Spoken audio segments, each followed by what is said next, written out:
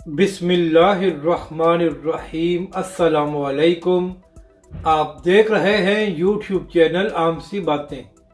पहले अल्लामा साद हुसैन रिजवी को कत्ल की धमकी और अब तहरीक लब्बैक पाकिस्तान के अहम रहनुमा पर हमला, क्या हुकूमत और इदारे सो रहे हैं?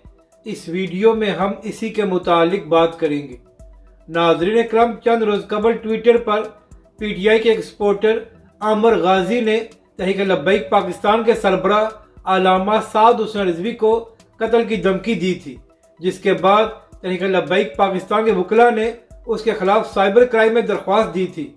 तो नाज़रीन करम, अहम बात यह है कि अभी तक आमर गाजी के खिलाफ कोई कानूनी कार्रवाई नहीं की गई, जबकि दूसरी जानब नाज़रीन करम, कल तहरीक लब्बैक पाकिस्तान के अहम रहनुमा अल्लामा फ़ारूक हसन कादरी साहब पर मुबैना तौर पर PTI के कुछ लोगों ने हमला किया है। तो नाज़रीन करम, अब यहाँ पर अहम बात यह है कि तहरीक लब्बैक पाकिस्तान पंजाब की तीसरी और पूरे पाकिस्तान की चौथी बड़ी सियासी जमात है। तो ये किस तरह हो सकता है कि कभी अल्लामा साद हुसैन रिजवी जो तहरीक लब्बैक पाकिस्तान के सरबराह हैं उनको धमकियाँ दी जाती हैं और कभी तहरीक लब्बैक पाकिस्तान के अहम रहनुमा पर हमला किया जाता है?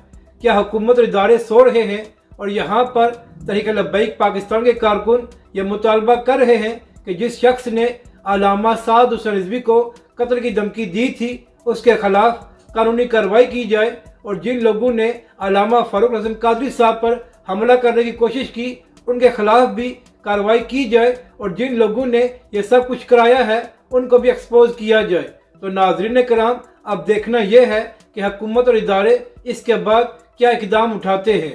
अपनी राय का ज़रूर इज़हार करें कि आपको ये वीडियो कैसी लगी, और हमारे इस चैनल को भी सब्सक्राइब करें।